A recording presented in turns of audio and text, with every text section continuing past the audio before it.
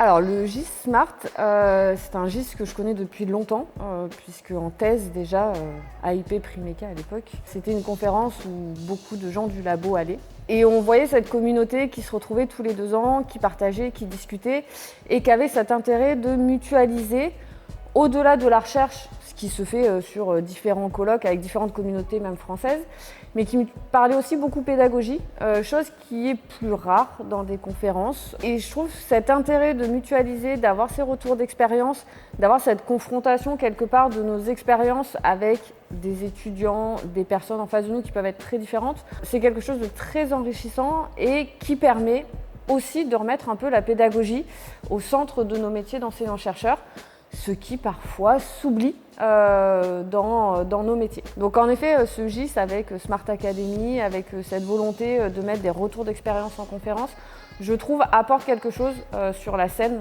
de l'enseignement et de la recherche en France. Et pour moi, je trouve que c'est un intérêt fort, que ce soit pour des jeunes enseignants-chercheurs, des plus aguerris qui viennent partager leur expérience, ou des doctorants qui arrivent sur ce métier et qui voient du coup qu'il n'y a pas que la recherche, mais qu'il y a aussi l'enseignement.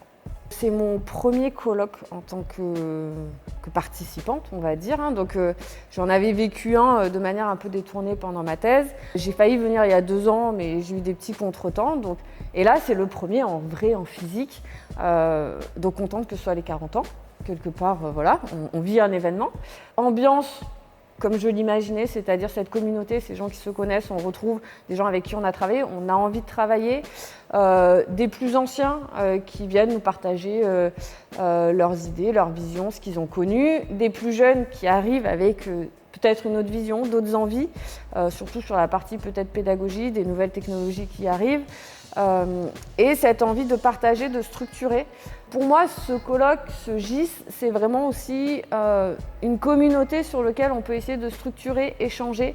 On est tous dans des établissements différents, mais avec les mêmes problématiques. Au niveau national, alors le Coréal nous a dit qu'il fallait se structurer pour parler d'IA, mais voilà, il y a les volontés, puis après il y a l'opérationnel. Et en fait, ce que j'aime dans ce GIS, c'est qu'on parle quand même de l'opérationnel. C'est-à-dire qu'à un moment, comment on fait? Il y a les grands discours, il y a ce qu'il faudrait.